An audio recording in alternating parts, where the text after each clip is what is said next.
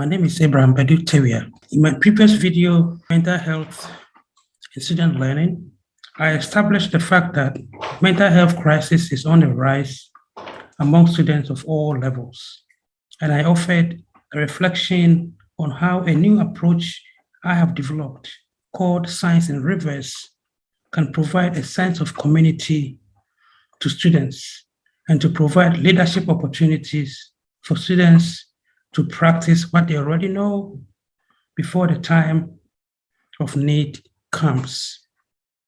Well, in this video, which is the part 2 on the same series, Mental Health and Student Learning, I wish to provide some practical ways students can improve their mental health. So now you believe me that students of all levels, graduate students, undergraduate students, postdocs, high school students, all experiencing a mental health crisis that we need to address and provide some solution to help them make progress in their learning. And so how can you improve your mental health, to help you in your studies? Number one is to get enough sleep. Please, for God's sake, get enough rest. I'm not saying sleep 10 hours, but get enough sleep. It's well documented scientifically that your sleep hours correlate very well with your performance in classroom, performance in your job. And please, do not come to class and sleep. You're better off sleeping at home than to come to classroom and to sleep. Not something you want to do. Get enough sleep. Have a sleep schedule, bedtime and wake up time, and stick to it. Have a discipline to stick to it. And can I have a word also with teachers? Madam, Prof, it's one thing to have one student sleep, in the classroom, but to have every student sleeping like we have here, to have a lot of students sleeping when you come to class, this is not a lack of sleep issue. This could be the way that you are delivering the material. Could you please, Prof, spend time before you come to class, find some questions that you want to ask the students. Read here and there, find some jokes, find a real life stories, share with them. You can keep them awake when you engage them. Take a little break here and there to support them, even as they are in the classroom. Okay, the next thing the students can do to improve their mental health is to exercise. Get out there and do some exercise. Again, when you exercise your body, you also exercise your mind. Being active regularly helps sharpen the focus of your memory. So get on it. Go play some football, play some tennis, go take a walk, do something, to help your memory sharpen. The next thing you can do to improve your mental health and to help your studies is to organize. Organize yourself. In fact, can you realize why you're always anxious? Why you're always panicking? Because you never spend the time to actually prepare yourself. You're always just last minute. If you spend time to prepare, you can reduce your stress level. In fact, it reduces last minute scramblings that most students go through. You feel better prepared when you have a sense of order. If you put things in order, you know what is coming next. You have confidence.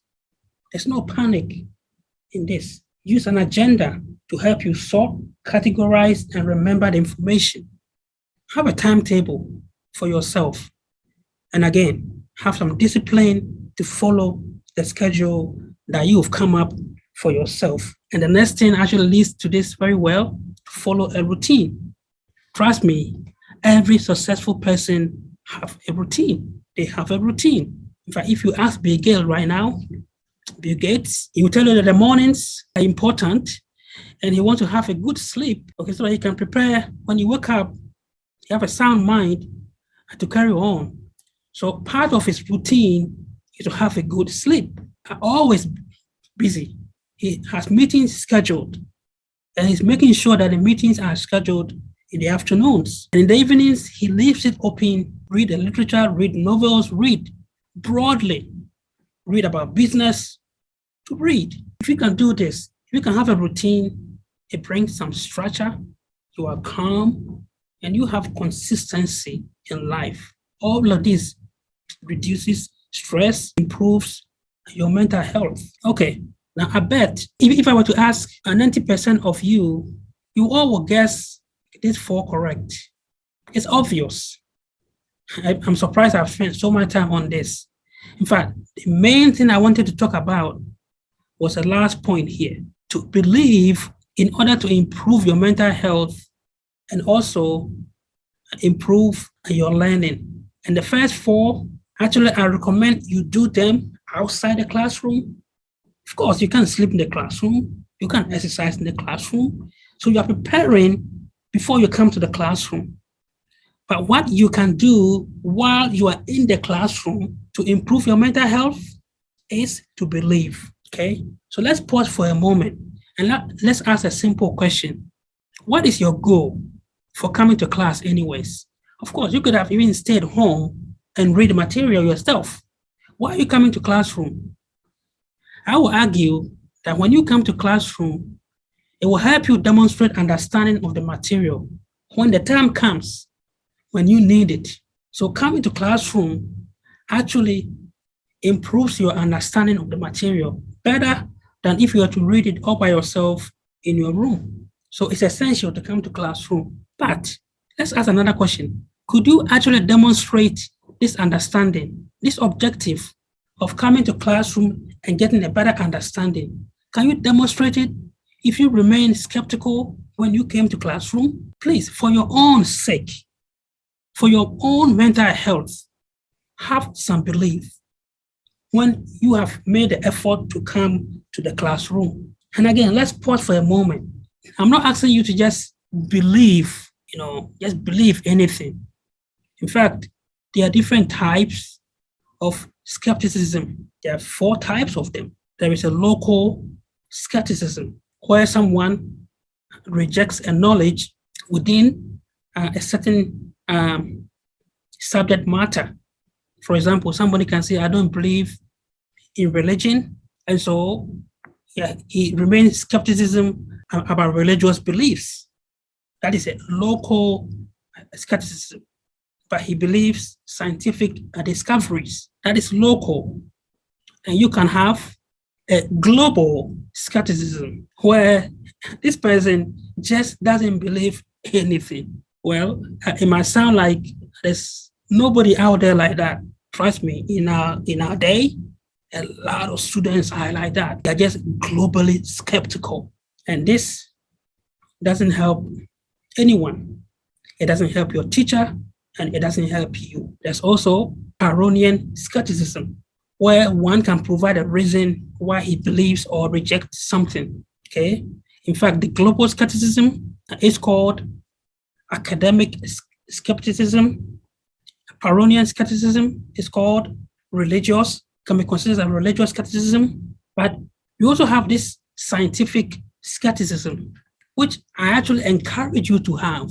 Rather than just globally throwing away the information, why don't you do it scientifically? In fact, in my own life, I remember when I came to the US first, 2005, a friend of mine told me she's gone to Purdue and she saw a portable mass spectrometer over there.